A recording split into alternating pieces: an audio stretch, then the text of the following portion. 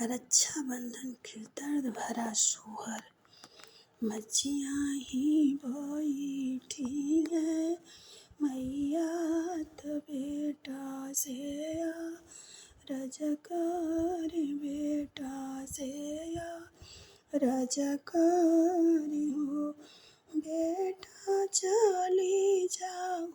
बिटिया के देश हो खबर ले आओ बाबू चली जाओ बहिनी के देश खबर ले आओ इतनी बचानी बाबू सुन ले हो सुनाही नाही पावेल हो बहिनी दाई लियल जोगिया का भेष होत बहिना के देसे जाल बहिना हल जाल हो बहिनी दाई लेला जोगिया के भेष होत बहिना हल जाल हो कहाँ बड़ो महले करा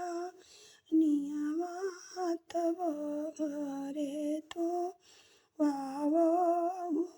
में बिछा दे देबो रनिया हम जइबै अपने हलके तय अपने हलके निहो घर में से निकरेली बहिना तवा में बिचली हल फटहिलो गरिया पहिन सात पेवना लागल हो बहिनी बहिना कलठ चेते राइल नयना से निरढूर नयना से निरढूर हो कैसनी हई रानी तोरी सासु त कैसनी नदी बाड़ी हो रानी कैसन पिया बातू उहार कहे वो गुने रोव रानी कैसन बीरना तू हार हो बोलावे नाही आवेल हो सासू मारेली मोही ताना हो नदी बिरही बोलेल हो जोगिया पिया मोर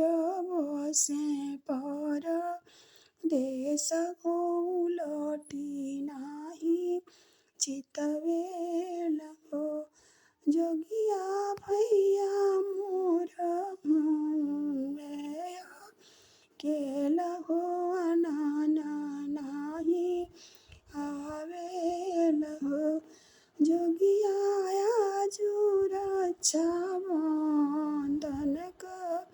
दिनमा हो यही रे गोने रोई यही रे गोने रोइल हो इतनी बचानी सुने जोगिया नयन नीर भरी गत बाबा के हलिया में मैया से रजकर हो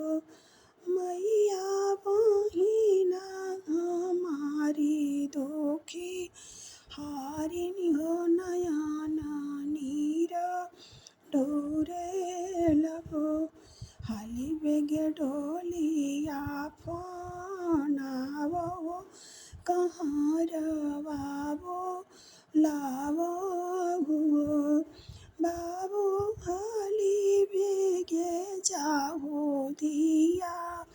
देश हो बिटिया